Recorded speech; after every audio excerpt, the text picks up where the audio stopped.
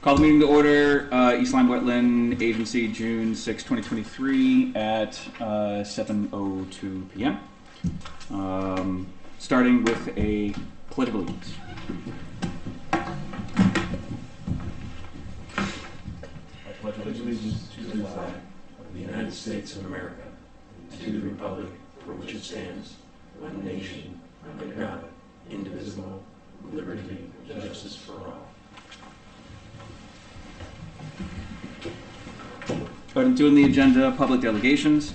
Public delegations is the time when members of the public are invited to speak to the Commission about certain matters. Issues or concerns related to approved wetland permits and in-house proposals or general topics of discussion are open to comment. Agenda items, referrals, applications subject to a decision by the Commission. A public hearing or in litigation may not be discussed. The members of the Commission will not directly answer questions or make comment during delegations.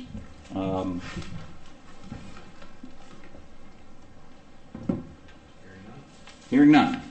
Item 3, public hearings. There are none for today. Item 4, acceptance of minutes. Please note that there is an error in the published agenda. It says March 7th. It should be May 2nd. Do I hear a motion to accept May 2nd, 2023's meeting minutes? I'll make a motion to accept the May 2nd, 2023 minutes. I'll second that motion. Okay. Motion passes. That's All in favor? Oh, all in favor? Aye. Opposed? Did you oppose abstentions? Motion passes. Anybody abstain? Everybody abstain? Everybody's in favor, so it's That's good. That's what I said. Item 5 on the agenda, ex officio report. Hi, Ann Chichello from the Board of Selectmen. So the big news is May 18th there was a referendum on the budget, and the budget passed. The vote was 773 to 465. This represented 9% of the registered voters in town. There was also a 7.2% increase over last year's budget. The tax bills will probably be coming out shortly if they haven't been sent out already. The only other thing of note is Soapy Noble gas station is going to be opening up, I guess, in late August. And the gas station on Main Street will remain a gas station. They're just updating the tanks. That's about it. Does anybody have any questions? Our meeting for the Board of Selectmen was canceled last month, so the most recent one, so I don't really have too much else to report. And also tonight, though, is the Charter Revision Committee. There's a public hearing on that, so I'm going to head over to that now. Okay? Thank you, Mr. Kelly. Sure. Combining agenda items 6 and 7, new business and pending applications. Kristen T. Clark, PE, and Shelley Harney applicants, Portside Holdings LLC owner. Application for a 5-lot subdivision at property located on the corner of Upper Walnut Hill Road and Holmes Road, East Lyme, Assessor's Map number 55.0, lot number 3.1, zoned RU TAC 80.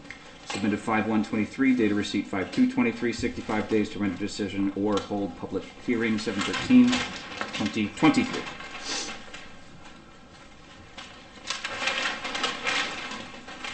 Good evening, members of the Commission. My name is Paul Gary, and I represent the applicants in this matter. Here tonight with me is James Bernardo, our land surveyor, licensed Connecticut land surveyor, and Frank. Just put up a.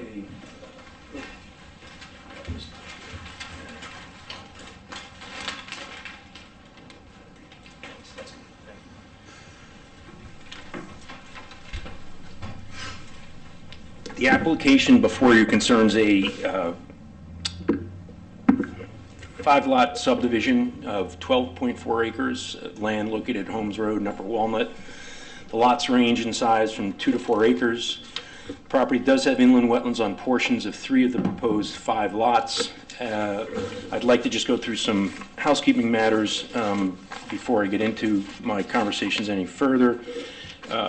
We received a memo from Mr. Gashel regarding some of the items on that, which my client responded to. If I could make a copy of that in the record. Essentially, Mr. Gaishel had some requests on that, which my client delivered the documents to the inland wetlands clerk or the land use clerk yesterday. I think we added them as exhibits G, H, and I. H and I, which is the site analysis map and storm drainage flow. So the plans were stamped and signed by the engineer. That was my first comment. So multiple copies.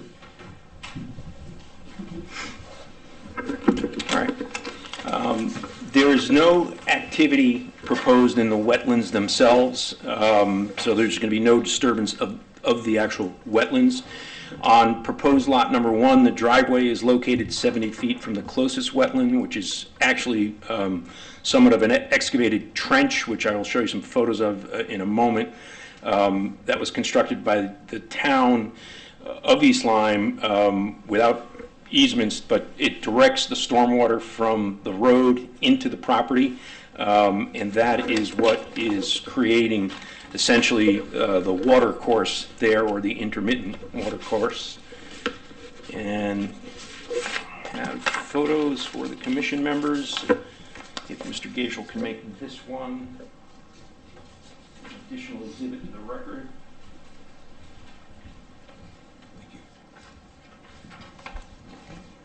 What you can see, let me get back to the podium. Thank you. What you can see from this photo is that the drain pipes exit or discharge the water onto my client's property, and this is the discharge area onto lot 1. As to lot 4, again, it is the same issue. There are curb cuts or leak-offs which direct the water from the town road onto the property and into the area that constitutes the wetland area. Can you quickly point out lots 1, 2, 3, and 4 for us? Certainly. Lot 1 is right here. Lot 2 is here. 3, 4, and 5.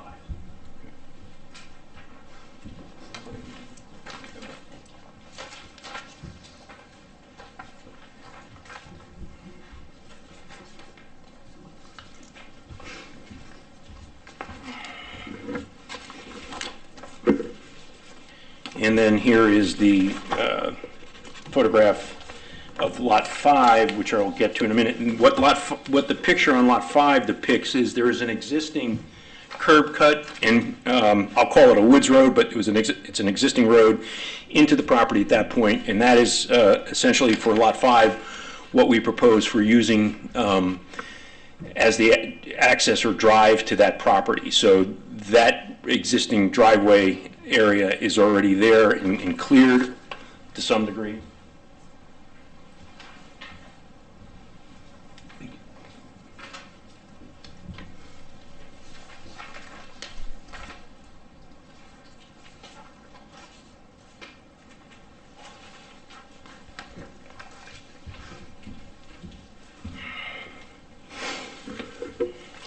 And then to address the commission members' question about having the depiction, I've got a smaller map which shows where those photographs were taken from.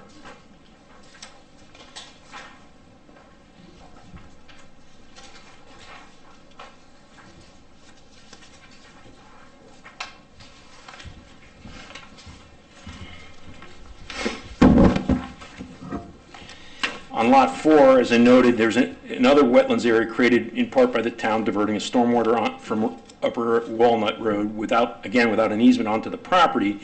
But the house, and for all the houses on the lot that have wetlands on them, the houses have all been designed to be a minimum of 130 feet from any wetland area. So outside the wetlands, in your review area, because East Lyme has a 300-foot review area, but well beyond what's been established by the Connecticut Department of Environmental Protection and its guidelines for the necessary distance to protect the wetlands, which is DEEP recommends 100 feet. On Lot 5, there are 2 wetland areas. We're proposing the continuing use, as I noted, of the existing curb cut and gravel drive to reach the proposed home. The septic locations are also in excess of 130 feet on this property from any of the wetlands area. And again, I mean, all of this is by design. When we looked at the property, Mr. Bernardo, our engineer, all looked at this property as to how to stay away from the wetlands and avoid having any activity in them, as well as minimizing the activity in the review area. On both sides of lots 1 and 5, we are proposing to construct a sediment forebay and water quality berms to capture runoff from the driveways in the closest proximity to the wetlands. In Mr. Thoreau's report, which is part of the record already, Mr. Thoreau notes that that design approach is actually going to enhance the wetlands themselves because it will divert the water into the wetlands, allow the water to absorb into the ground and attenuate, which is essentially the function of a wetland. The wetlands, as have been indicated, have been flagged by Mr. Thoreau, who's prepared and submitted the report. His report indicates that there is no adverse impact on the wetlands, and also confirms that there is no activity proposed in the wetlands. The report that Mr. Thoreau prepared goes on to state that careful planning by Mr. Bernardo and Mr. May, there will be no adverse impact on the wetlands as a result of the activity, and as I noted, the manner in which the stormwater is going to be treated and contained on the site is actually going to favorably help the wetlands. With regard to Lot 5 or 4, one of these 2 lots may in fact be removed from the subdivision application. We are looking presently at the fact that one of those lots or a portion of the property is available for a free split. We have to review that a little bit further, but the intention is if it satisfies the free split requirements and Mr. Gaishel agrees with that, then that lot would be taken out of the subdivision itself and just created as an independent lot, not subject to either subdivision or wetlands regulations at that point. Excuse me, which lot are we talking about? Lot 4 or 5. 4 or 5? Correct. We're not, we have to do a little bit more research in terms of the ability to do that, but Did you see the site? it does appear, based on my legal analysis, that it would qualify for a free split. The question then would be, do we have to make any design changes to that in order to satisfy the town requirements? But we don't believe so at this point. In terms of the review of this by this commission, I'm sure you're all familiar with the law, but as is a habit of lawyers, whether it's a good or bad habit, I won't comment on, but essentially this commission's role in this, because there is no activity within the wetlands, is to review the activity in the review area and determination as to whether it's going to have an adverse impact on the wetlands themselves, not within the review area, because the wetlands regulations don't prohibit development, they regulate development. And they only regulate development in the review area where it is going to have a demonstrated and impact on the wetlands themselves, not on the animals, not on the habitat outside or in the review area. So if there are any questions, I don't see the need at this point for a public hearing on this. I think the commission can make its decisions based on the record before it, and would ask the commission to schedule it for a hearing, but not for a public hearing.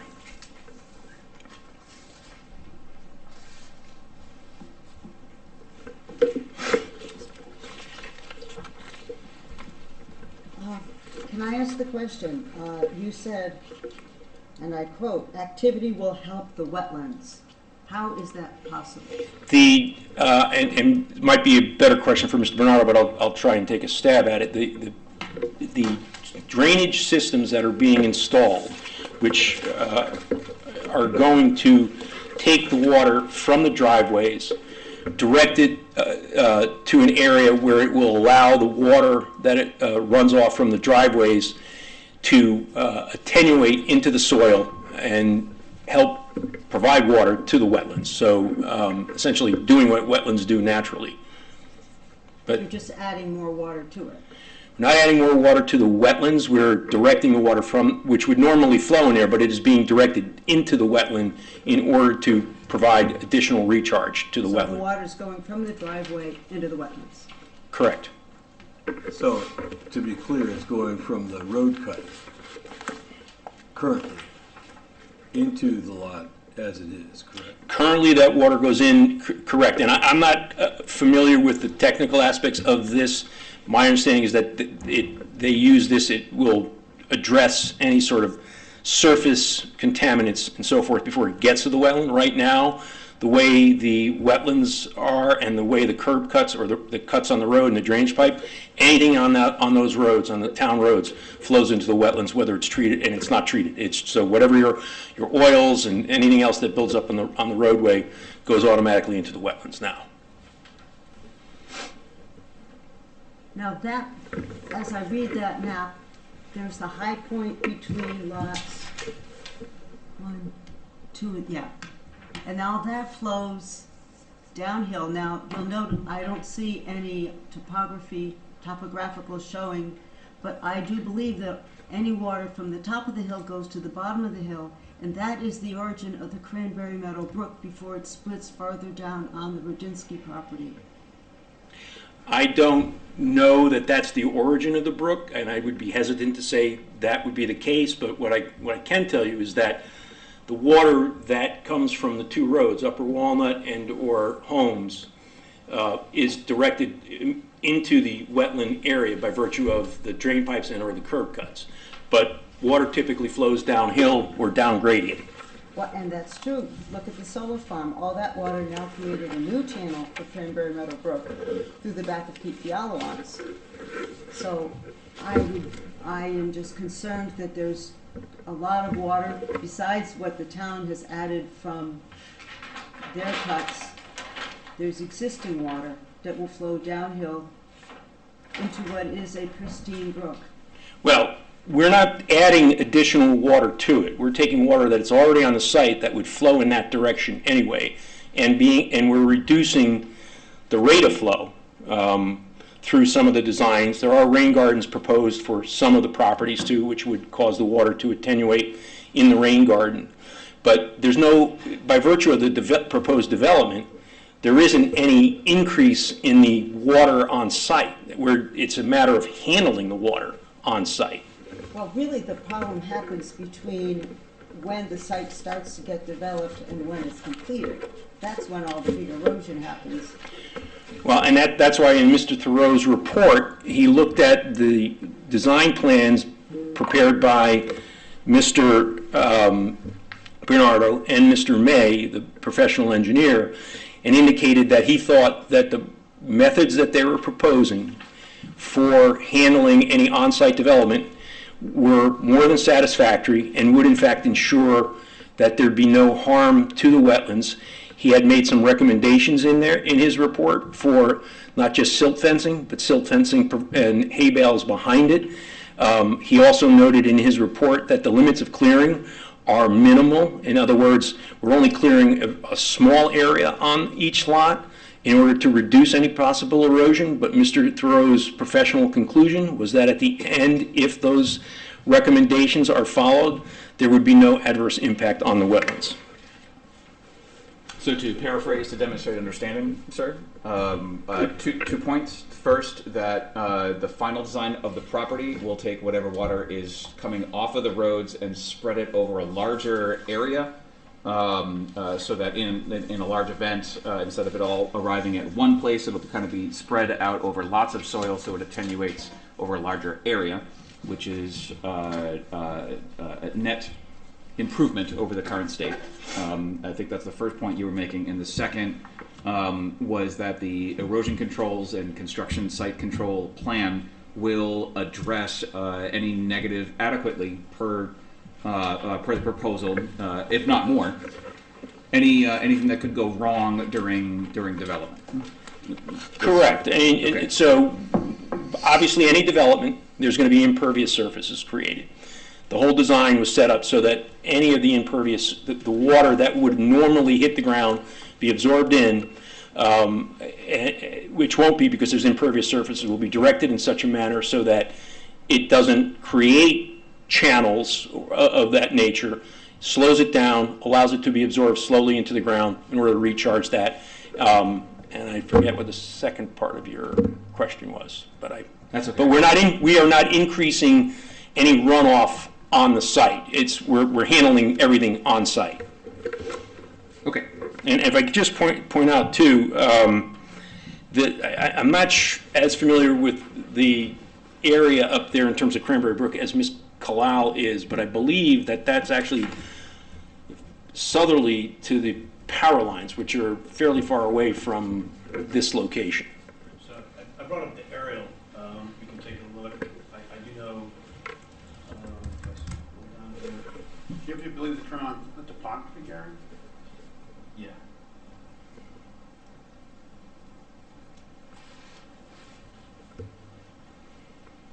And I should point out, there are topo lines on the maps that were submitted as part of the application. So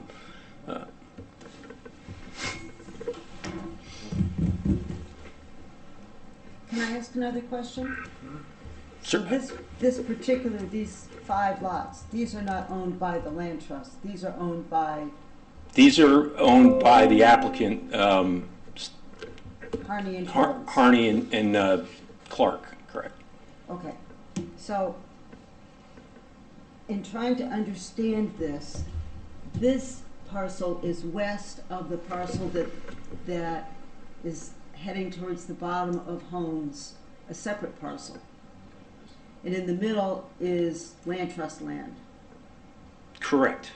On a very narrow road. My question, or maybe perhaps a comment, is the land that is left over to the land trust is not really available to the public because it's very steep, you can't climb up it, there's no place to park. That's incorrect. The land trust has access through a variety of different areas, and in fact, when that transaction was being reviewed by DEEP, that was one of the requirements. I can't tell you from looking at this map where the area is, but areas were set aside in order to make access to the property. There is road frontage on Upper Walnut Hill in this area here. There's road frontage on that's Rossi Hill here and 2 spots there. Yeah. And then there's some additional frontage on Holmes Road on the very east end. Right. And since the red lines are actually larger than they would be, I believe there is also right, in fact, not tall enough, but right there, you can see some access points in there, and then on the right side of the screen. Hold the horse. And I believe there's access through the end of a cul-de-sac in Montville as well. That is correct, right, because the property extends over the town line into Montville. On the far eastern side, there's access through that area. One of the contours, Jim. Yeah, I can't. 20, I can't see where the brook is though. So what I'm getting at maybe is that there's really no parking area for cars, for people to get Well, to this. let me, to the open space, Right. let me be clear, that's not within the purview of this commission, okay? You're a wetlands commission. I'm just asking. No, I understood, and I want to answer the question, but I also need to make clear that the open space that the East Lyme Land Trust acquired does have access points, and there is a requirement that they provide parking areas, and my understanding is that those areas that you see that front on the street will be developed in order to handle the parking on that. And the access from the Montville side is on Manville Road.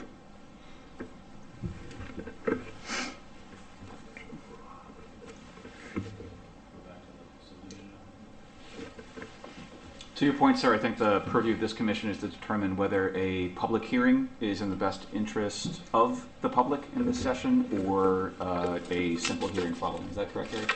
You would determine whether or not there are going to be any significant regulated activities or impacts of the regulations, and or if it's in the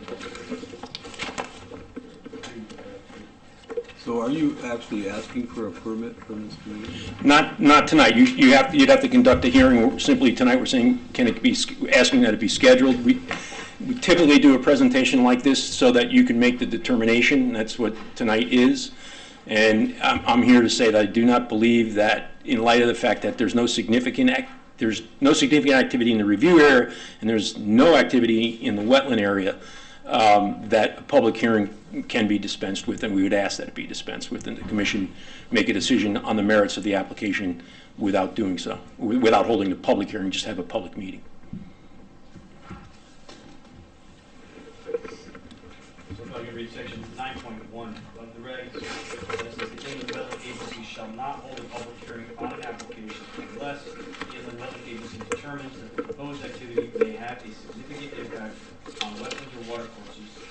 A petition signed by at least 25 persons who are 18 years of age or older and who reside in the municipality in which the regulated activity is proposed, requesting a hearing, is filed with the inland wetland agency not later than 14 days after the date of receipt of such application, or the inland wetland agency finds that a public hearing regarding such application would be in the public interest. So those are 3 reasons you.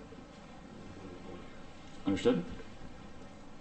I also, if I could just, my name is Jim Bernardo, I'm the surveyor too, on this project. Just want to point out, this originally was a 6-lot subdivision. You might notice that lot 5 is 4 acres. It does meet the minimum zoning requirements for 2 building lots. But as we started to look at it and looked at the impact with having 2 driveways coming between the wetlands, and there's some steeper slopes over here, we decided that one way to mitigate some of that effect would be just to merge the 2 into 1 property. So we have looked at other alternatives, and we have merged some lots together to reduce the amount of impact on the wetlands. So we have taken that into consideration. I have a quick question. Do we have detail on, like you mentioned, the silt fencing, the hay bales and all that? Do we have detail on what the plan is to protect the runoff there during construction? Details on the subdivision plan for that.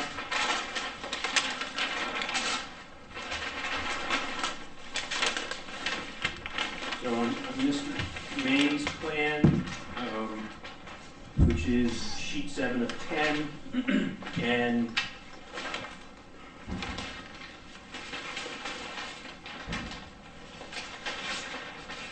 sheet 8 of 10, he provides the typical detail that, and when I say typical, I'm not saying that it's just standard. It's the typical detail that the Planning Commission would ask for in terms of what type of silt fencing or drainage you're proposing.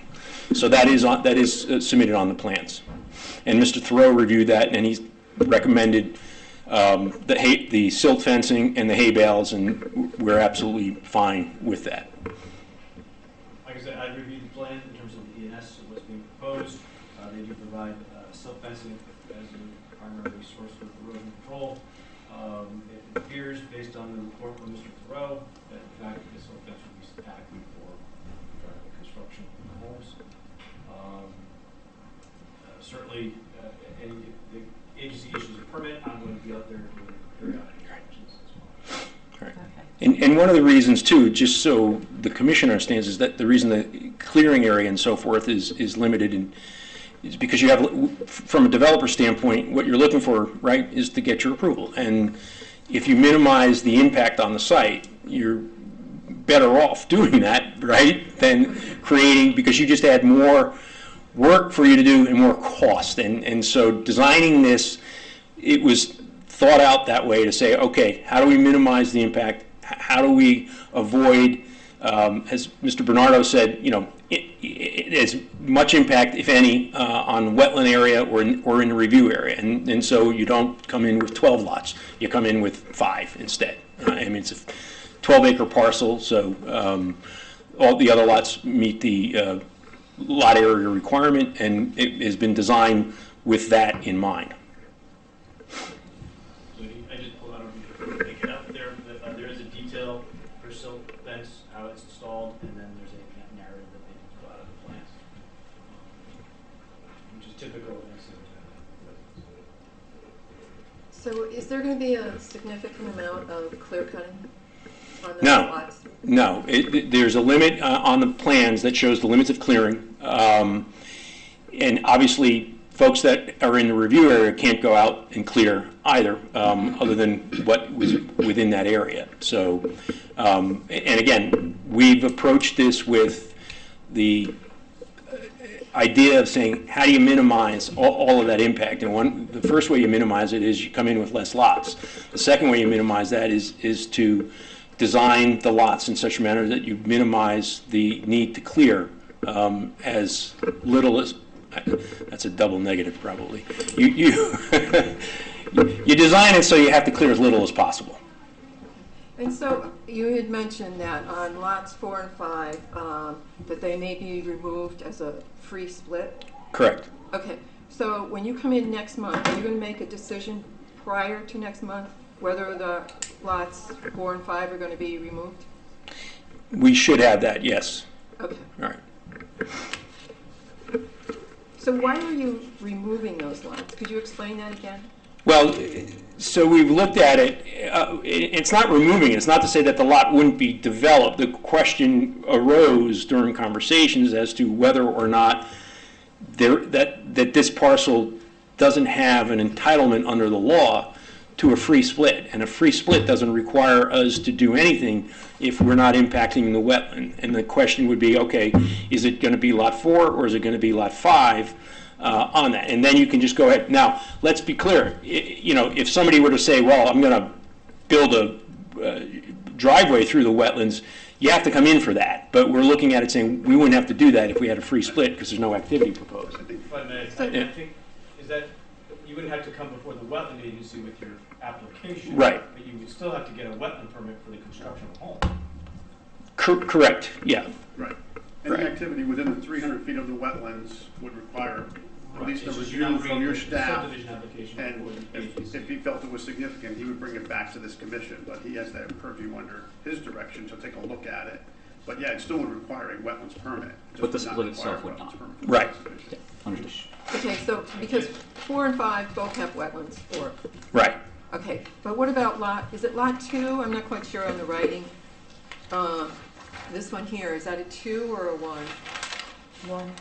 It's a 1? Isn't that lot That's 1? one. That's One. lot 1. So that one also has, appears to have some wetlands on it? Lot 1 has wetlands on the northeasterly side of it, yes. Okay, so you wouldn't consider that a free split? Well, we're not looking at that lot for a free split. And I'd have to talk with the client about the specific reasons for picking 4 or 5, but I guess arguably it could be any lot, because it's the large parcel that determines, and its history in terms of title, that determines whether or not you're entitled to a free split. If we did something like that, it would just be a question as to, which lot do we choose, and right now we're eyeing either 5 or 4. And I'm not speaking for the owner, but the other benefit of a free split is that can be done next week. We could draw a map up splitting that lot, bring it to the staff, Gary and Bill Mulholland, so you have to entitled to a free split, sign it off.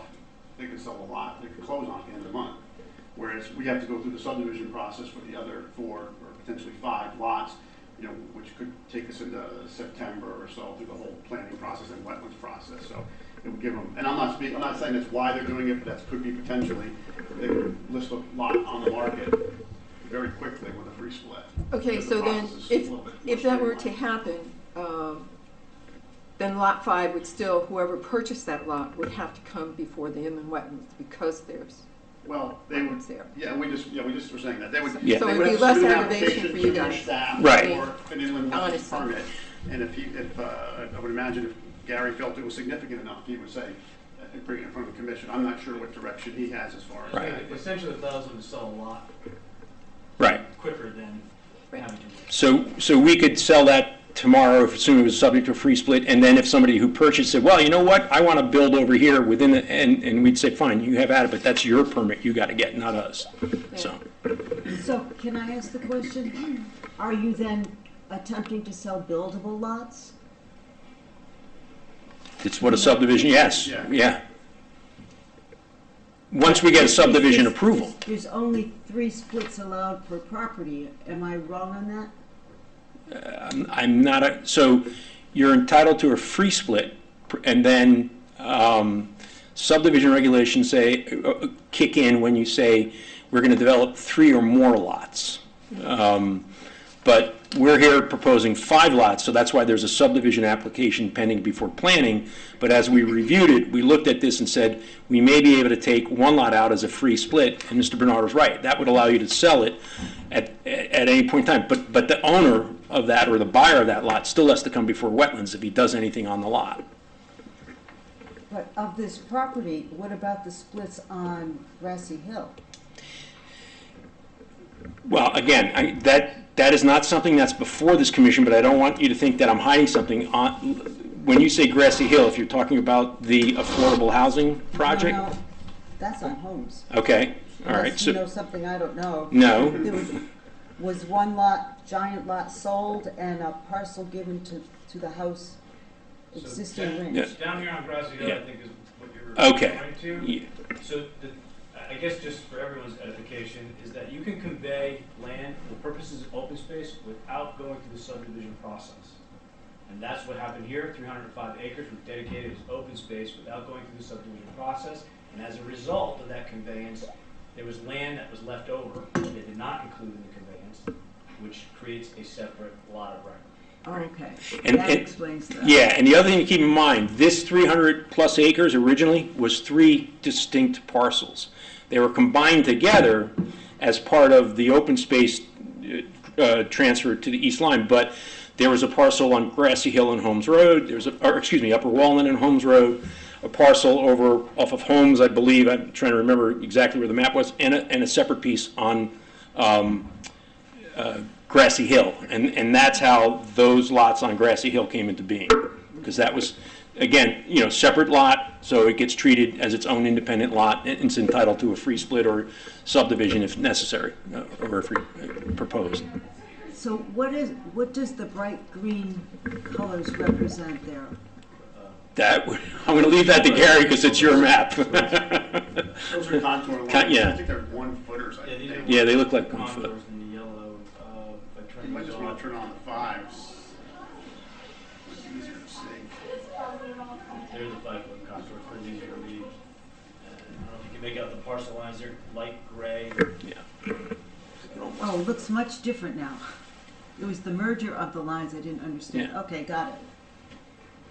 So what you have to understand, Jonathan Katz had this land proposed for a golf course years ago. And there were 3 parcels of land that he acquired.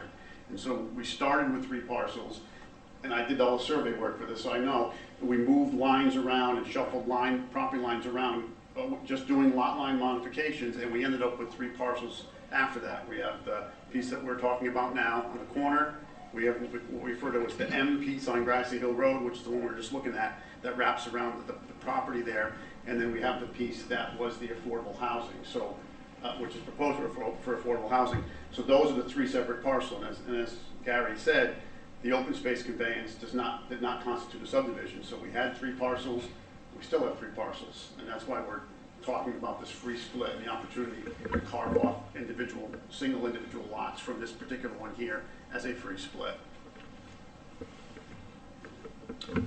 Gary, refresh my memory, the mechanism by which we make our decision, is that a motion and a vote at this time, based on the information provided, or afterwards? If the agency wanted to send the application to a public hearing, you take a motion for that. Just get a public hearing, you specify the date, and a regular scheduled meeting. Otherwise, if no public hearings to be held, we would just table discussion to our next regular scheduled meeting, and it'll be on there for discussion and a decision. Mm-hmm. Understood. And the purpose of the presentation and our questions about the presentation is to aid us in making that determination, correct? Correct. Yes. But only in making that determination, no other factors at this time. Okay. Thank you for answering all of our questions. Sincerely appreciate it. One more little question. Oh, please. This is just very detailed. At Lot 1, you got the wetlands all through the corner there. You were talking about the driveways. How far away from the wetlands in that right corner are you putting the driveway? They're all at least 130 feet, but I'll let Jim, Okay. he's got his scale there. You want to hold that up? These papers are kind of small. I was trying to read how many feet they are, but can't read it. So these are a 40 scale.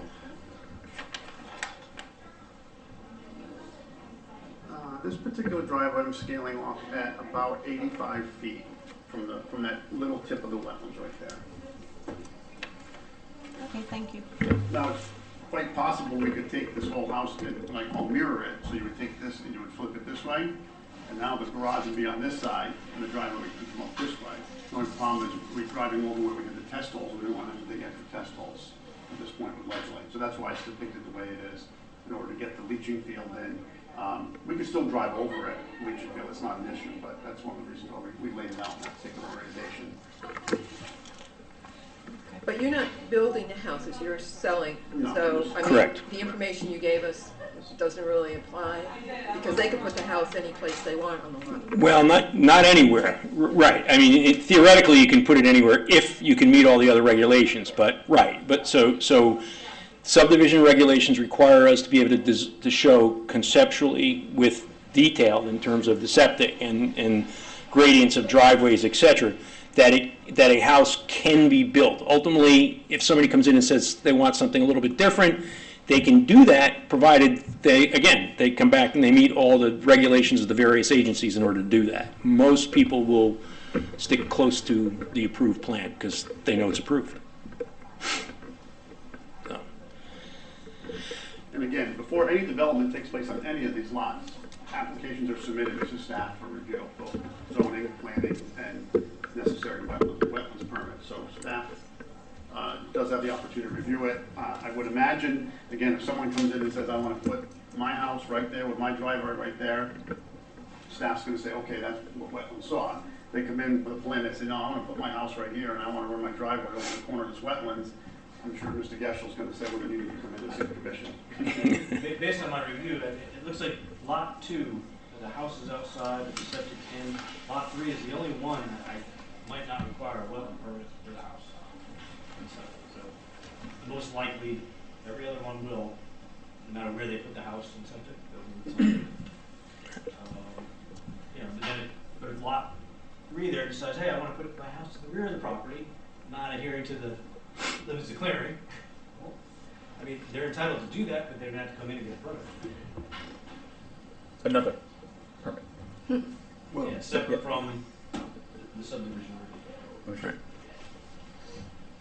So unless somebody else has any other questions, I would move that we table the discussion to our next meeting. We have to make a motion. Yeah. Public hearing, whether or not. If indeed you think it needs a public hearing, then we should make a motion to that effect. Right.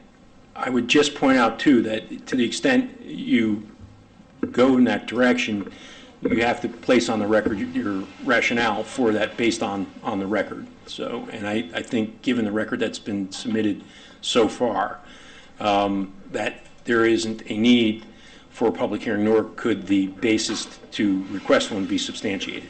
So. Well, I feel there could be significant impact on the wetland, and I also believe in public interest. There's neighbors up there. There has been issues in the past with Cranberry Brook, and I think people have the right to know what's going on in their neighborhood. Is that a motion? So I would make a motion to have a public hearing next month. I second the motion. All those in favor?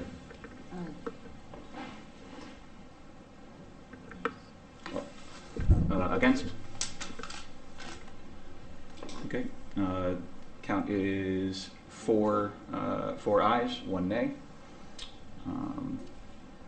Motion for public hearing passes. We schedule a public hearing for our next regular scheduled meeting. Earliest we can do it. All right, Understood. thank you. Thank you.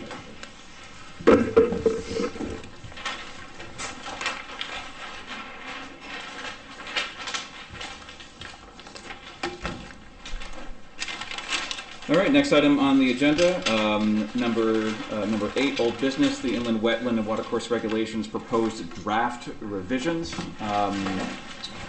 Ms. Chantrell, the actual chair, put a challenge to us to go through the first 6 sections and be ready to comment. I've done my homework. Please let her know. And I think the intent of this agenda item is for us to go through and provide those comments to Mr. Gaishel and discuss them as a group, making sure that we understand and concur to all the provided comments. So I have a question, Gary. I think it's the Supreme Court has lessened the wetlands, Clean Air Water Act of what, 1980 or something? How is that going to affect our regulations? I'd have to look into it. I don't know. Because it almost seems like what the little that I read, something about like I'm not sure if the vernal pools might be covered in the future. I can take a look. I would think. I mean, I don't anticipate it impacting our the state of Connecticut still follows the standards soil scientists required, and wetlands are based on their soil type, so I don't think it's going to be from that. Unless it's federally required. I don't think it's required. I would anticipate the law kind of remain as is. Yeah, those are federal regulations. And these are local. Unless somebody files a complaint against our state regulations, it really shouldn't have impact.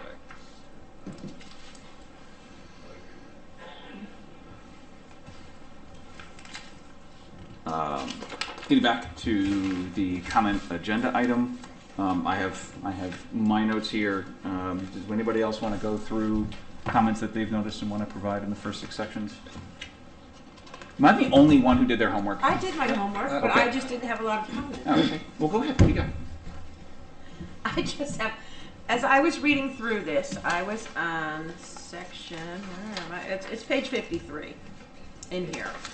And I was reading and under regulated activity, and then when it's going on, furthermore, any clearing, grubbing, filling, grading, paving, etc., blah, blah, blah, on the land within 300 feet measured horizontally from the boundary of any wetland or watercourse is a regulated activity. And I thought in my head, how is that boundary designated? You know, I mean, as just reading this, I'm like, okay, so if it's a really dry year, there's not much, you know, water, you know, everything is getting smaller, would somebody be able to say, well, here's the boundary there? But then I got read into section 7, and I don't know if this actually clarifies, it's on page 64, 7.6E, where it says all wetland boundaries on the subject property shall be identified by a certified soil scientist and located in the field and on the map by a licensed surveyor. Is that how? Does that answer the question? Yeah, so I'm back on page 53, back to the definition of wetland. That says that it means it's the land, including submerged land, as defined in this section, not regulated. Which consists of any soil types designated as poorly drained, very poorly drained, alluvial, and floodplain soils, as by the National Park Soil Survey. And that can only be determined by a soil scientist, by soil type. So they'll give an auger and actually look at the soils and say, okay, this is where that boundary begins and ends. Okay. And then the land surveyor comes in and will survey and flags that the soil scientist puts out there. Okay, so I think that's kind of answered in what I said over in section 7.6E. And then 7.6 requires them to show Okay, so for someone who's totally, like, reading this for the first time, could we put something in there, like, refer to 7.6? Like, if somebody has that question come to mind, like me, you know, boundary, wetland boundary. Could we, you know, in some sections I noticed you had like a comma or something like that, you know, referring to another section. Yeah. So are you suggesting, just to demonstrate that I'm listening, that we say, where are we? 53 was your comment? Yes. Furthermore, any clearing, grubbing, filling, grading, paving, excavating, constructing, depositing, or removing material, discharging storm on land within 300 feet measured horizontally from the boundary of any wetland or watercourse is a regulated activity. Do we insert wetland or watercourse as per section? It's really boundary. Boundary is the word that. Well, it's, the boundary is easy. It's 300 feet from watercourse or wetland. So what's a watercourse or wetland? That's the question now. And that is defined by page 55, B and C. So we want to put a reference in there that says watercourse or wetland as defined by B and C section XYZ. So, Gary, do you have another copy of this? Because you didn't give me, when I picked it up, it wasn't the full thing.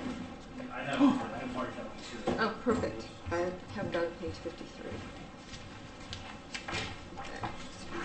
So, thank you. No, you're looking at it in just a different way than I was looking at it. Mm-hmm. I see what you're saying, but you're looking at it I think mine is different. boundary. I picked this up at the town hall. I'm looking at. I know you're saying 300 feet from the wetland, but as Gary said, it's actually a soil test that is designated where the actual wetland ends. Imagine if we're in a drought, there's no wetlands, but the next year we're having major rains, all of a sudden, you know, you've got more soil. So that's where I found in section 7, where it actually describes how they do it by doing a soil test, What page how is they that? designate. Maybe I'm crazy, you know, but the question came to my mind, and then when I read that in section 7, I thought, okay, this is how they do it. They do it by a soil test to distinguish where the boundary is of the wetland. And then the regulated area is 300 feet from that designated area. So would you want to put in something like 300, the boundary is 300 feet from a watercourse or wetland as described in section blah, B and C, and determined by section 7, section whatever. I don't know if we need to get that detailed. I think if you go to the Let me see if we can see. Always thinking. That's what I'm waiting. Hey, Gary, are you screen sharing? Is it dead?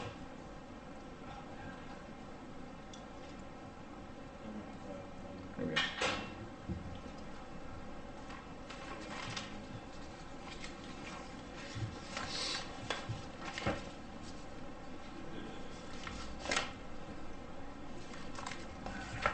So I think, I was thinking that wetlands, somewhere in that definition, there could be some opportunity to specify that the boundary is determined by a certified soil scientist.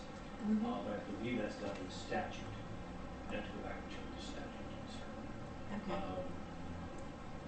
So we could, I may suggest that we add something like that under the definition of wetlands, that the boundary may only be determined by a certified soil scientist or something.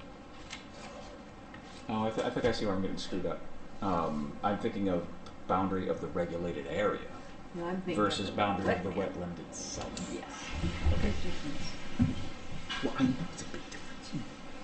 I know. No, I know for sure. But do you see why? Nope, I get it. I'm with you.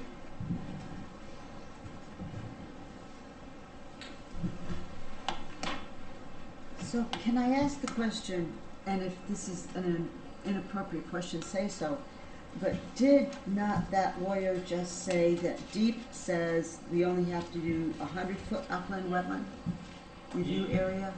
Yeah, he was saying that the state recommendation is 100 feet. That was, yeah, the state's recommendation when they came out with regulations back in the Clean Water Act passed in 1972. I think by 1974, all 169 towns had adopted wetland regulations, and they varied from 25-foot upland review areas to no upland review area.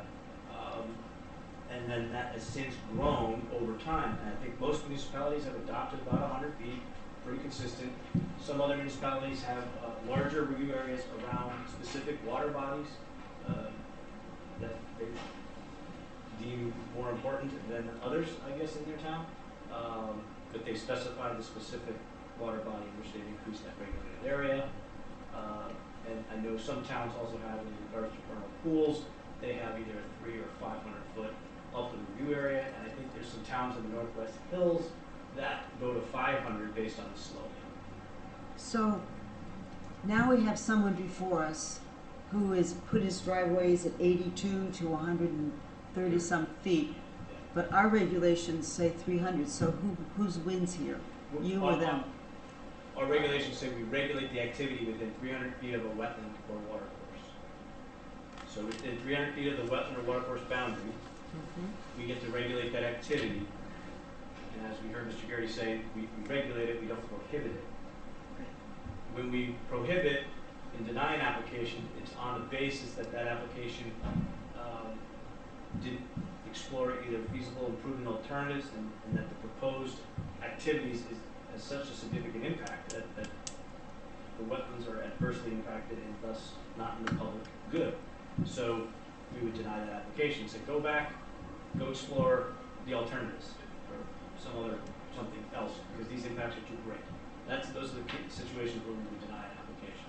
Otherwise, we're looking at it if they're mitigating the impact and they're demonstrating that there's going to be no impact, or the impact is negligible, nominal, or minimal, we typically would approve them. In cases where there are direct wetland impacts, they may not be significant, they may not be nominal, but they're being impacted. It's just the gray area, right? We still, again, regulate that. We can permit the filling of wetlands. We can permit the filling and relocating of water courses. It's within our purview. Not many people do, because it's a hard permit to get, because you got to show that the relocation of the stream is not going to adversely impact the stream.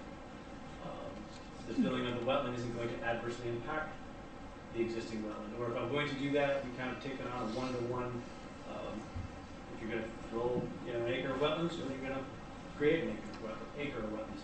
The issue there is man-made wetlands, as we know, they're typically not nearly as functional as naturally occurring wetlands. They're harder to create and maintain.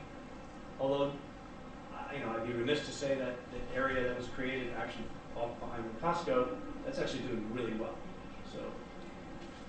So to clarify, and to your point, DEEP's recommendation is 100 feet, but it's up to individual municipalities to adopt what they feel is correct. We've adopted 300 feet, which is within our purview. Correct. So given that that's the case, on page 54 of what you just handed me, under regulated area, point number 2 says 100 feet. Correct. So these regulations, when I initially had proposed them, we had a small subcommittee, and my approach was, at that time, was 100 feet. And breaking this into 3 different levels of permit: minor, intermediate, significant. We since adopted a 300-foot upland review. I had just asked the commission to consider these regulations in the context of a 100-foot upland review area. Over the last few months, though, I've been talking with the chair. It's kind of come to my attention that the commission has no interest in going back to 100 feet. So that being said, I'm not going to push it. If the commission wants to, great. If they don't, they don't. Just what it is. I was just looking for consistency. Really That's why the 100 feet's there. That is background information. But that certainly I can just as easily turn that to 300. Or you can just add that East Lyme has chosen to East Lyme Inland Wetlands Agency has chosen to increase that to 300 feet. Or make a statement that 100 feet is consistent with state guidelines. We could, I think as it's written now, the reg is just 30 feet. And we've had that thing back in place since we approved it. So if that's the case, in a situation like we had tonight, and he's coming in and proposing driveways and houses within 200 feet, we would just say no. We could. We would be authorized If to I'm regulate. proposing a house within 250 feet of a wetland, and I can demonstrate to you that there's no adverse impact on the water course, would I not be entitled to a permit for the activity? I think I would be. Or I think I would win it on appeal. just, just grab the state regs and say they only say 100 feet. They What do only you think? say, right. What do you think you are claiming 300? You know? Are they state regs or are they state recommendations? Guidelines. Non-binding. Because you can go beyond that. The state will tell you, DEP, that you can go beyond if you have a valid reason. And we have that in our definitions of I think regulated activities. We had, upper review area, let's go back to that definition.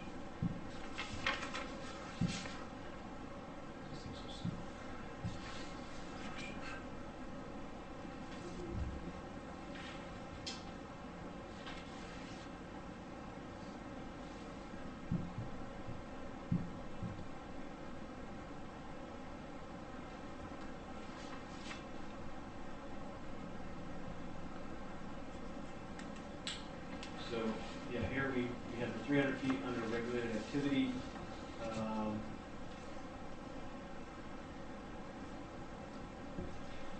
The last sentence there says, the agency may rule that any other activity located within such an upland review area or in any other non-wetland or non-water course area. Now, I think this should be edited. It should say that is likely to impact or affect wetlands or water courses. Should say and is. I think just get rid of the word and just say is a regular activity. So it would give, this sentence is supposed to give the commission the ability to extend the jurisdiction beyond 100 feet if that activity is likely to have an adverse impact on the water resource. That comment makes sense. Should we note it with comments turned on here and capture? But if we have a 300-foot upland review, why are we limiting to 100 feet? No. We're not. Shouldn't it say 300 feet? Well, the regulated area is currently 300 feet. So this last sentence is saying, when it was previously 100 feet, the last sentence was there to give the agency the ability to extend a jurisdiction beyond it. So in this case, this would give the agency the ability to extend the jurisdiction beyond 300 feet, because you're not changing any of the other language. That would be the intent.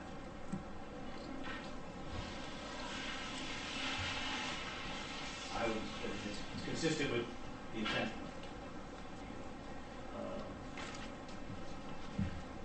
And it is a regulated activity.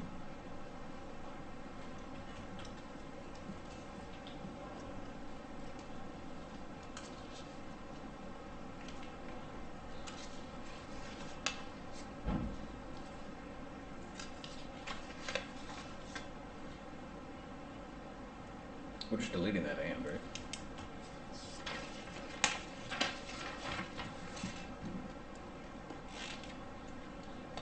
Yeah.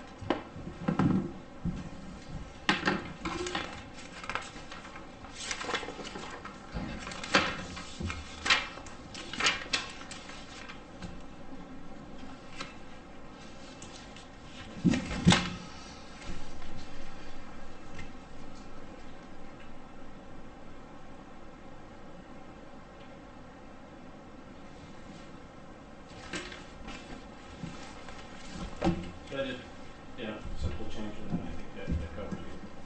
Thank you. You want to go 400 feet, 500 feet? Your choice. Can I start at the beginning? I'll take one. Sure. Alrighty. Section 1.1, title and authority. The proposal I have for the commission to consider. What page? 49.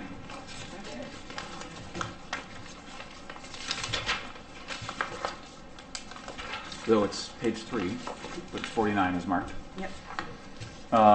The first section, it's really good, but what I recommend smithing in here is acknowledgement that developers are stakeholders in this process. In a previous meeting, I said that the desired end state of what we do is to make compliance with and respect of the regulations in the interest of the developer. So acknowledging them as stakeholders in this process seems wise.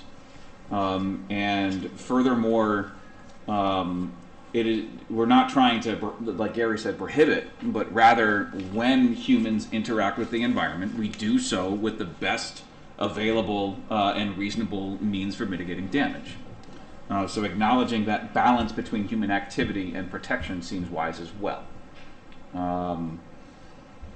That is what I put forth as included language for section 1.1.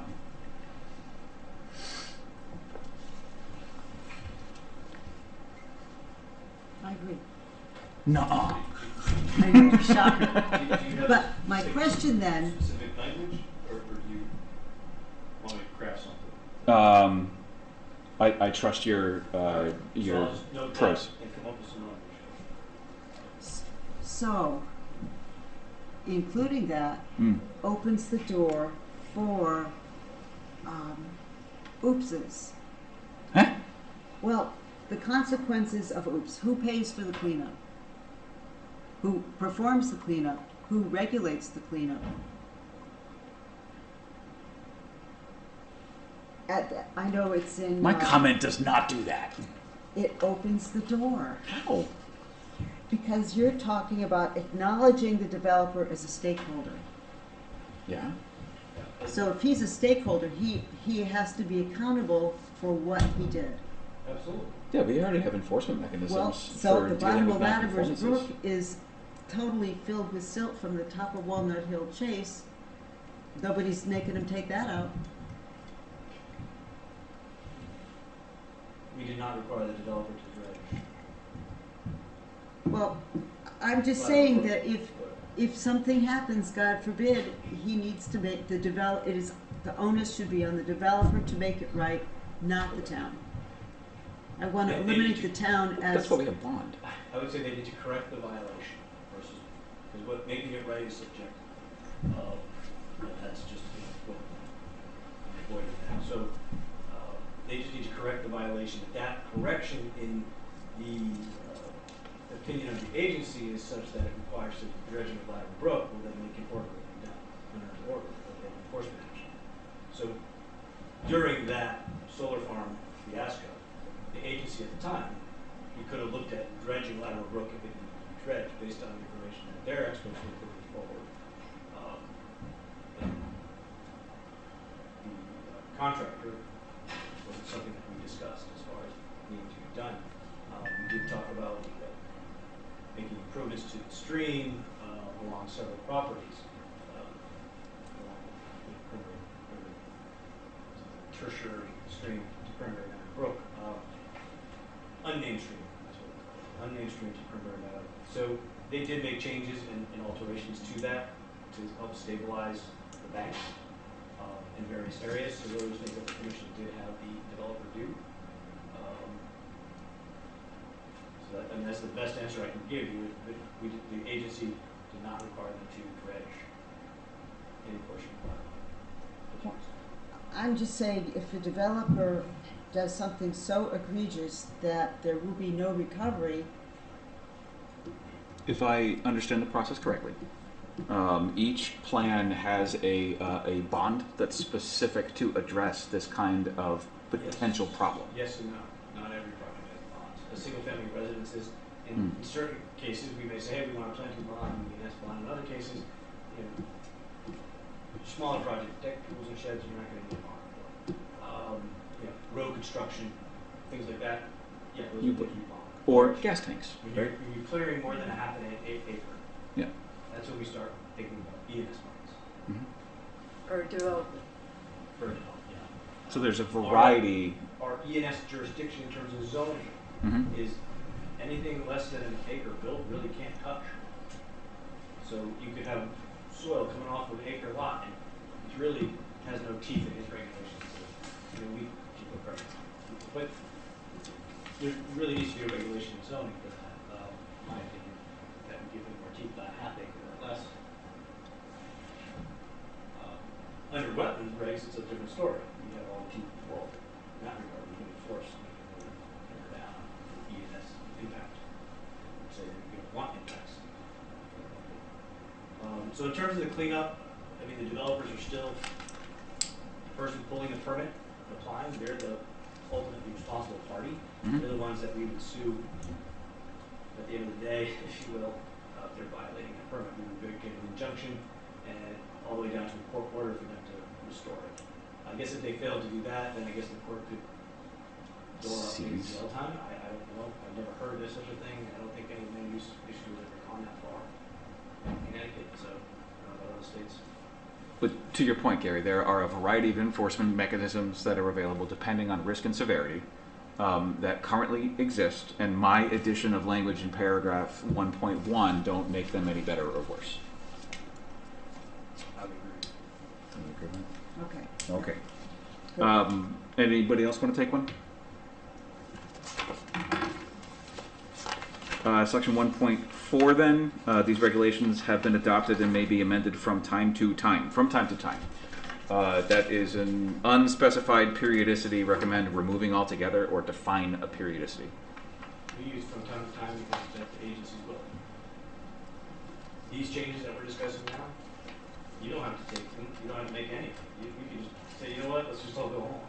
Or you can make changes at any time you want. That's all that says is from time to time. Okay, understood. Recommend changing from time to time to maybe adopted and amended at a periodicity set by the commission. That's sort So of- it's the wording, the specific words, it sounds like you don't care for. Nope, it sounds like story time. Okay. So if you Yeah. put a periodicity in there, then that means that every 6 months, we're gonna have to review the regulations, by regulation. You want to do that? No, hell no. So the issue is, yeah, we wanna be flexible, but we don't wanna be locked in. Yeah, I agree. So about yeah, just- you can just take it out, just say it may be amended in accordance with the provisions of blah, blah, blah. You don't need to specify time to time, just this Yeah. may be amended. You see any risk with that, Gary?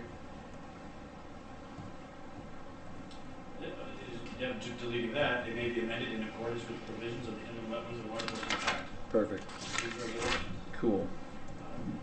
Only suggestion I would have is you could insert the statute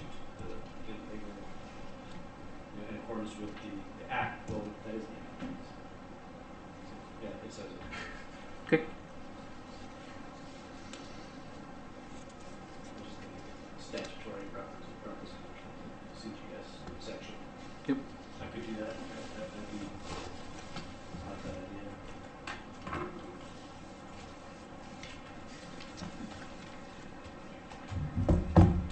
Just check it, see if we come up with a nicer word. You brought me the thesaurus. I was looking for a nice word to put in there. Thank you, I You know. appreciate that. Does anybody else, I don't want to talk, somebody else do it. Oh, you're doing such a good job. Keep going. You're on a roll. We're on film. I'm being- Your sarcasm I'm is being noted. not- It's not sarcasm. No, It's okay. being positive. Keep going if you had more changes. All right, sounds good. So section 2.1 in the clear cutting section.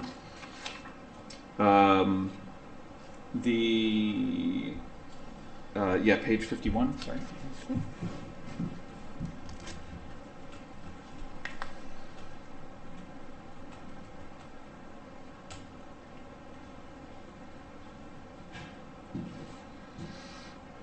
Do you have a comment for that section? I do. I was waiting for Gary to catch up. Oh, okay. If I were Gary, I would pop at trying to write and listening at the same time.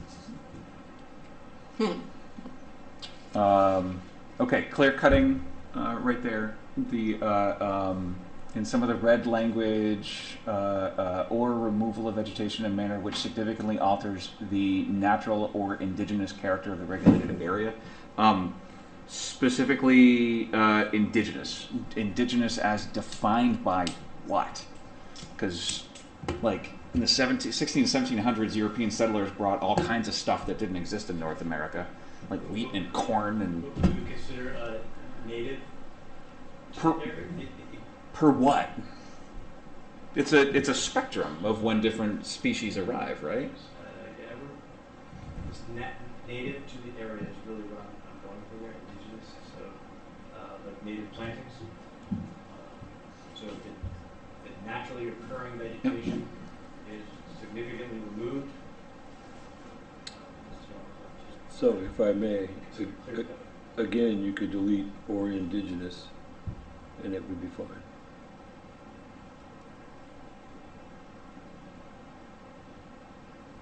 Well,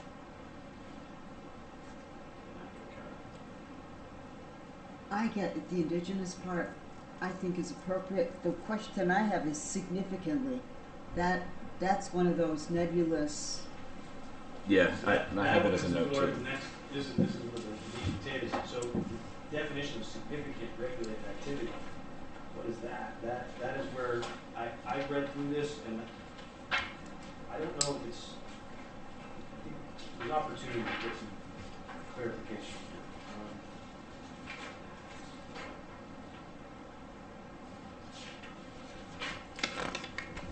So you define what a significant impact is. So I would think that if it's going to significantly alter, it's going to have a significant impact.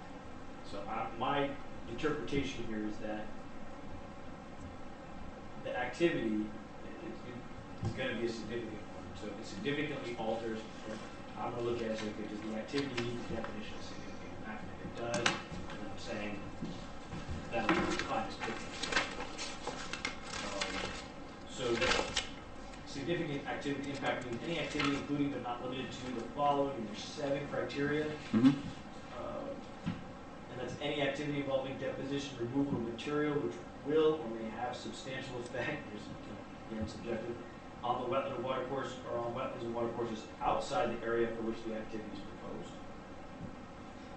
Any activity which substantially changes the natural channel or may inhibit the natural dynamics of a watercourse.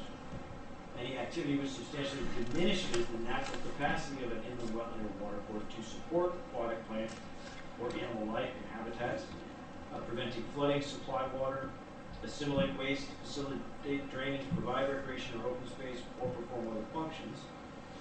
Any of those things are diminished. Any activity which is likely to cause or has the potential to cause substantial turbidity, siltation or sedimentation in a wetland or watercourse. Again, there's the word substantial, kind of define what's substantial turbidity. Do we deliberately want subjective definitions in here to give us the discretion to handle individual situations? Substantial, that language, I mean, it's been there for years, and we've dealt with it. My opinion is it creates a gray area of what's substantial and whose opinion. Right. You know, is it ultimately up to the judge? That's where we're going because we didn't define it. So I think, I guess this is where I'm thinking, here's our opportunity to define what substantial or significant means in terms of, and it might be hard to do because you can't contemplate every scenario, every circumstance. Do we want to insert language that says significant as defined at the discretion of the commission? Well, that's essentially what you have is the commission's discretion to interpret this. Right? Where if I interpret it and they disagree, they can come here and say, hey, I disagree with Gary's interpretation, and it's up to you to play judge and jury to make that decision. Is that not? That's our role, That, yes. That's the process. So there's a process laid out that they. It would be nice if we didn't have to use the process, if we could just point to the. Let's look at the hammer. You know, you can say, and like, I mean, a good example this evening. I mean, you went on record and said, hey, this is why I think it needs a public hearing. I know, I stuck my neck out. I don't know if my opinion is, I don't know that was substantial enough, but it was reason. I mean, but you could come back here, and what we probably should be doing is saying, hey, I believe the activity may cause, or has the potential to cause substantial turbidity in that wetland or watercourse. Or just public interest. That's what you said. You mentioned public interest. My argument there was that there's only one person from the public here. It's been on, you know, it's been on the agenda since for a week, so But who knew? You know, I there's mean, no sign up there. I agree. there's no, oh, speaking of signs, could you make sure that they're aware of that? I should have mentioned it, but then I annoyed the person as it was, so I didn't. Yeah, I will advise them that there's a sign requirement. You can Anyway, That's how we move. back to the homework. By the way, I propose that we kind of close discussion at 8:30 and pick it up where we leave off in the next session. Okay. Out of respect for everyone's working days Yeah, tomorrow. because otherwise we can go until midnight. We could, and while that would be fun, No, it's not. I'm going to because read my. we've done it before. Yeah, I'm good. Only if somebody serves pizza. So here's another one, like look at number 6. This is pretty vague. Any activity which is likely to cause or has the potential to cause pollution of a wetland or a water course. Now go look at the definition of pollution. Means harmful thermal effect. I just clear the trees and I open up the canopy. I got thermal pollution. Or the contamination running unclean or impure of any waters of the state by reason of any waste or other materials discharged and deposited therein, at least turbidity. So I think, just based on that alone, you could just say, there's that's likely to cause an impact. You could say it in the public hearing, because it meets the definition of a significant activity, and therefore that would support the significant, identifying the activity as being significant and thus requiring. So cutting down trees? You could interpret it as being, hey, you're going to create thermal pollution, and that's going to have an impact, and by definition, that's a significant impact. Well, how are you going to argue that? That's a tough one. So we could always play that card the way it's written out. So I'm not saying change it, I'm just saying that's what's in there. So is a lawyer going to go through these when Our you're town finished? council will have, I'm not sure which firm, but most likely will have to be on. But again, some of the language we're commenting to has existed for quite some time, so we're not the first people to look at it. I have an easy one on page 51. Recommend that the first use of CY have the acronym defined. CY section. Only section 3. Section 3. I'm having trouble interpreting my own notes. The meat of it was CY is used before it is actually defined as what that means. You have to read into it a little bit to have CY defined as cubic yards. So the comment would be to not abbreviate its first use, but abbreviate thereafter. Okay. Sounds good. Yes, because I did read, a little bit to figure out what that was talking about. Simply add it to the definitions. Yeah, you can do that too. I'm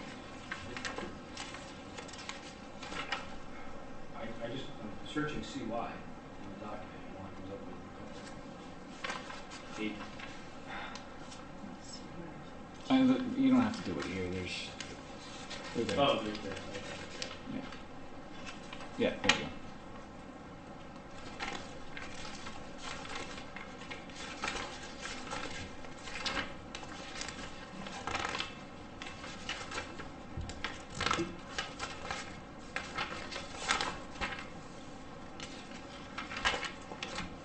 Is that sufficient if I put it there?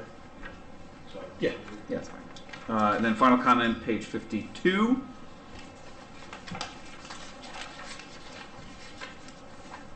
Definition of feasible.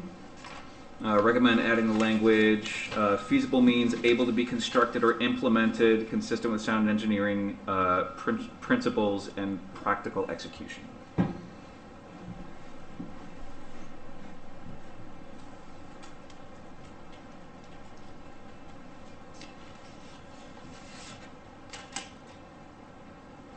I know a good many things that are based on sound engineering principles that are dumb.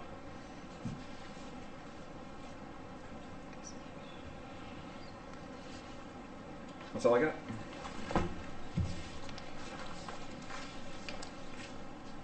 That's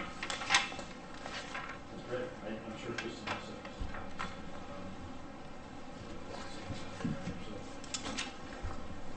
comments. So, the young lady in the audience, were you here to make a comment, Miss? No, I was just hoping to learn what was happening with the proposed development at Okay. Homes and Walnut, so just observing. Thank you. Gary, in the very beginning of this, where it says DEP, should that be DEEP? 50, very beginning. 1.6, page 50. Yep. Oh, good. So, have you made a motion that we should table further discussion at 8:30 till I was going to hold off until I was absolutely certain nobody else seated wanted to make a comment. There's just a couple typos that I found.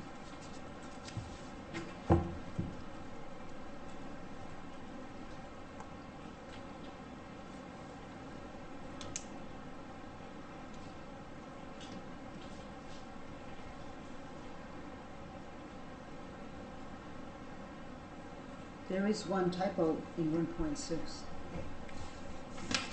It talks about, 1, 2, 3, the third line down. They contain all changes that DEEP has made. And probably when this was written, DEP wasn't DEEP. I just told them that one. Yeah, so Yeah. yeah, so I just made the change, Okay. spelled it That's all out. good backup. On page 55, under vernal pool, now I wrote on top of it, but I think there may be in the second sentence. Fish population in supports. Does that say or is capable? Oh, there's an ort instead of or. Yeah. Should be, supports or is capable. Okay.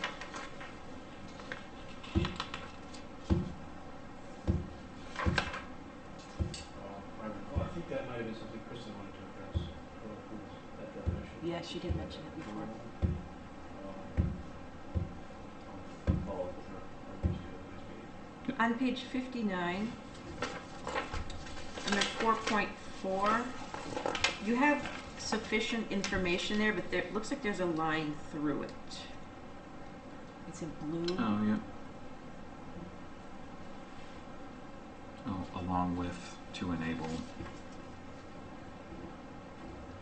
Looks like you need that statement there, so you don't want to have the line crossing it out. Just I think that's how it's supposed to, yeah. That's supposed to be. Non-regulated activity along with. There we go. Yeah.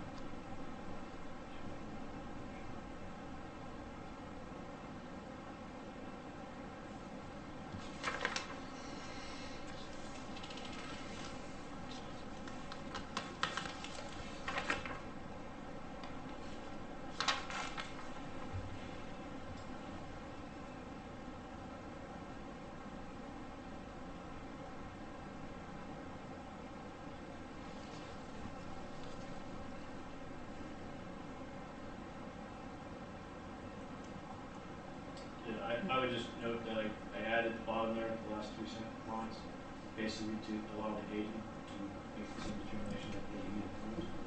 The agent can't make that. Now, I have a question. Oh, sorry, it's in section 7. We'll ask that question next week.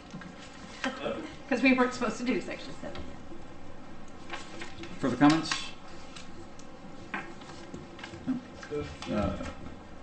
Keep looking at them, make Mark can come up with ideas, comments, feel free to share at the next meeting.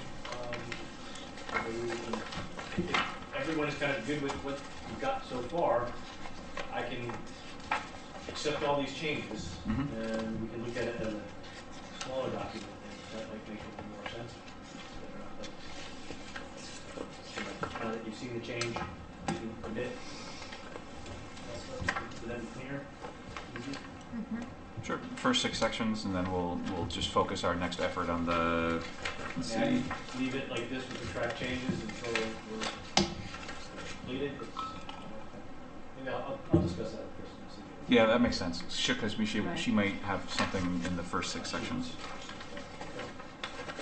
But we should pick a few more sections to do for next I meeting. recommend we do 6 through 10 for the next meeting Okay, as a challenge. I'm good with it. Yeah.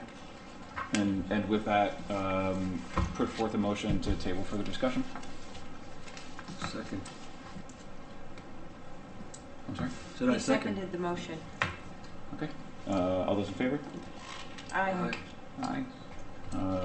5 ayes. Moving on. Chairman's report. I'm acting chairman. I have nothing to report. In the wetlands agent report. Sir.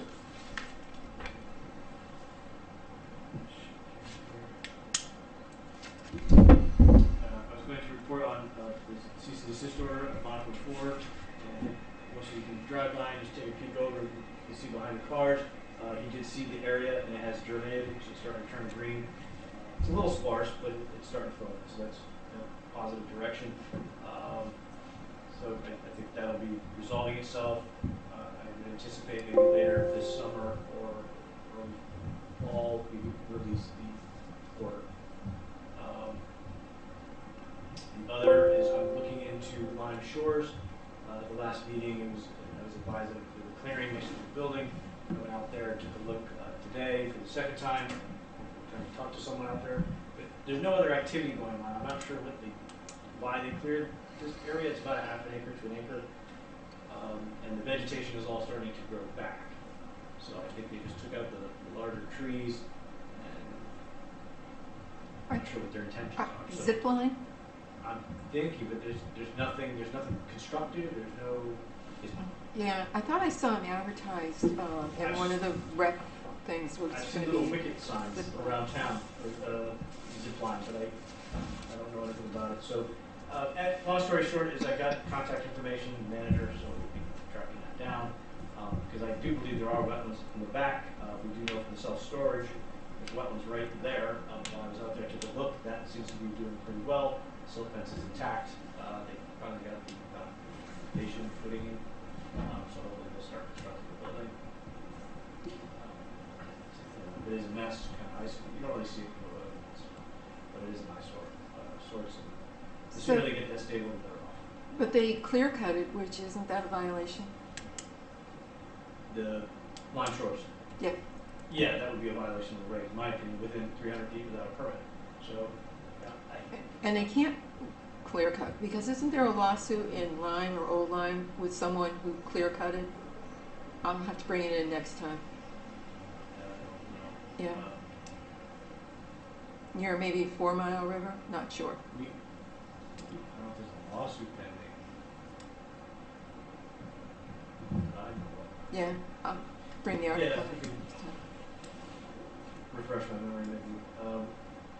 I know I did get a complaint about the dog's place, the dog daycare, which is on Colton Road, right? Capitol, sorry, it's on Capitol. They had done some clearing of the understory, basically to create a walking trail that goes down to the river so they can walk the dogs. Okay, so the neighbors in Old Lyme had contacted me. I said, hey, we can now see. So I went out there, we talked. I said, look, passive recreation, you're walking on your land, we're not going to stop you from doing that. So, but if you're going to clear this to create a dog park, so we need to talk permitting. So you're just going to keep canopy and just walk this trail, I'm not going to stop you. So I think they're reeled in and said, oh, all we need is a little walking trail with dogs, we can take them somewhere. You heard from Ann, the gas station should be opening soon. They finally got the site paved, which addressed the ENS issue they were having, which essentially they were ready to pave, didn't pave, and being that the ENS controls were removed in preparation for paving, we got 4 inches of rain. Yeah. So we've since rectified that issue with the developer, and they got the site stable. The gas station has not, there's been no word on the Citgo as far as when they're going to get going or not. We haven't even seen a building permit or anything there. So sure where that's at, and as you're aware, car washes under construction, that seems to be pretty stable.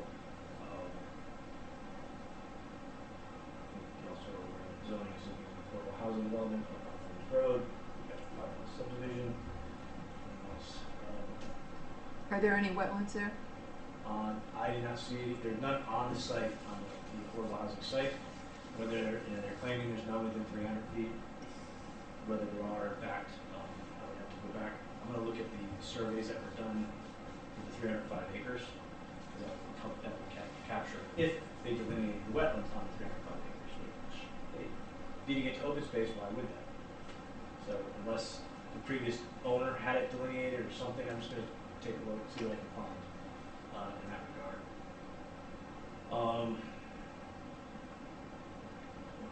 We have pending litigation, as you know, with Paz Construction regarding the Broad, that's coming to fruition. So I guess as soon as we get an answer, I'll work with Chris and maybe before the next meeting. That might be a good time. I talked to John Casey. He wanted to brief the commission at some point as to where we're at. So we'll wait and see. I can't really say much more outside of the executive session. I think that's all I have to report for now. So when you have someone who comes in with a development, is there a certain percentage of property that they have to give to the town for open space? So pursuant to the regulations, the subdivision, yes, 10% is the minimum requirement for open space dedication. Now they can request a waiver. No, when you request a waiver, you're requesting to break the rules. So when you do that, we require a public hearing. So they're not going to request a waiver, we would a public hearing. That's typically the case. That's assuming they don't need a re-subdivision. If it's a re-subdivision, it automatically goes to public hearing. So in those particular cases, if it doesn't make sense to get a 1/10 of an acre, and why does the town, the land trust, or anyone want a 1/10 of an acre for open space, we usually say request a waiver, you go into a public hearing anyway. That would make the most sense in that case. But larger tracts of land, we're more interested because you're going to get more meaningful open space, larger tracts. I would note, I believe that if there's no proposed open space in the subdivision that we should look at. But planning will deal with that. How many acres? 12 and change. So yeah, at 10% it's 1.2, and at 30% if you would take advantage of the conservation design development regulations, which give developers more flexibility in lot design and layout, and building setbacks and things like that. We require 30% minimum be provided in order to take advantage of that. The regs themselves basically tell the commission that any subdivision of 4 lots or more, you basically got to do the CDD thing and demonstrate why a conventional subdivision would be better. And sometimes it's a good point, but it's really kind of hard to do, I think, is trying to argue that your conventional subdivision is better than providing 30% of open space, clustering your development. So that's those regulations. So planning will deal with the open space matter. They did provide a narrative, so you can, I don't think that's in the wetland packets, planning, at least in the planning application. Which I could certainly include in here. I don't know if that's important to you, but would be additional information. Yeah.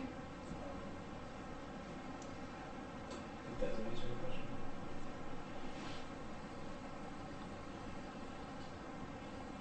Okay, hearing nothing further, the last item on the agenda is adjournment. Do I hear a motion to adjourn? Make a motion to adjourn the meeting. Second? Those in favor, aye? Aye. Ayes have it. Meeting is adjourned.